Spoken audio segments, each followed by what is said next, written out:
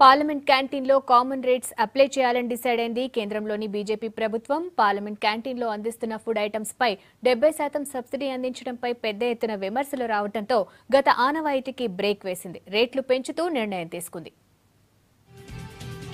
Parliament క్యాంటీన్లో ఎంపీలకు సబ్సిడీకి food items అందించడంపై విమర్శలు రావడంతో కేంద్ర ప్రభుత్వం రియాక్ట్ అయింది. ఫుడ్ ఐటమ్స్ పై సబ్సిడీ ఎత్తేయాలని నిర్ణయించింది. ఇప్పటి వరకు పార్లమెంట్ క్యాంటీన్లో 70% సబ్సిడీతో ఆహార పదార్థాలను అందిస్తున్నారు.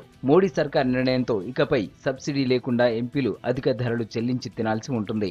న్యూ ఇయర్ ఫస్ట్ డే నుండే ఇది అమల్లోకి రానుంది.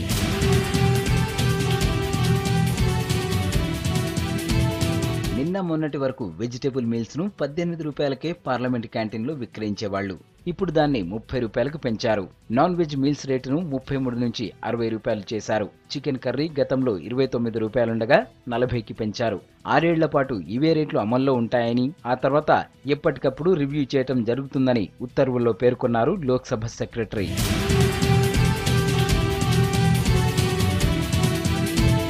మార్కెట్లో రేట్లు విపరీతంగా ఉన్నా ఇన్నేళ్లుగా ఎంపీలకు సబ్సిడీ ఫుడ్ అందిస్తోంది కేంద్ర ప్రభుత్వం.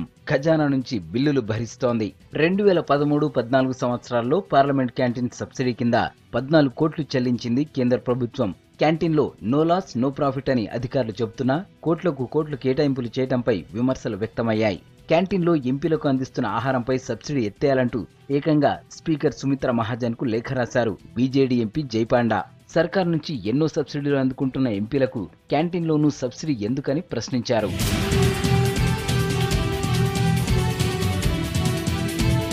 ఇంటా బయట విమర్శలు పెరుగుతుండడం, అన్ని పార్టీల నేతలు పాండా ప్రతిపాదనల వైపు మొగ్గు చూపడంతో క్యాంటీన్ ధరల సబ్సిడీని ఎత్తేసింది మోడీ సర్కార్.